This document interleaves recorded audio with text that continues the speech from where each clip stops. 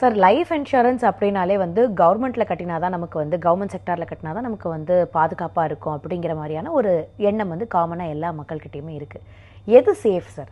நாங்கள் கவர்மெண்ட்டில் தான் கட்டணுமா, இல்லாட்டி ப்ரைவேட் இன்சூரன்ஸ் கம்பெனிஸ்லேயுமே கூட பண்ணலாமா? இப்போது கவர்மெண்ட்டாக இருக்கட்டும் ப்ரைவேட்டாக இருக்கட்டும் எல்லாருமே வந்து ஒரு ஒரு ரெகுலேட்டர்னு ஒன்று இருக்குது.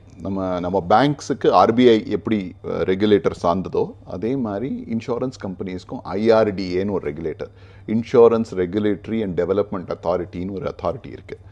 ஸோ அது இருக்கிறதுனால உங்களுடைய பணம் வந்து கவர்மெண்ட் இன்சூரன்ஸ் கம்பெனியில் எந்த அளவுக்கு சேஃபாக இருக்கோ அதே மாதிரி தான் இந்த ப்ரைவேட் செக்டர்லேயும் இருக்குது. ஏன்னா அவங்க மானிட்டர் பண்ணி அவங்க ரெகுலேட் பண்ணி பண்ணுறாங்க.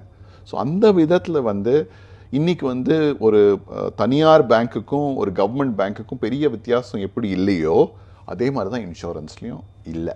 ஸோ சேஃப்டி பர்ஸ்பெக்டிவில் பொறுத்த வரைக்கும்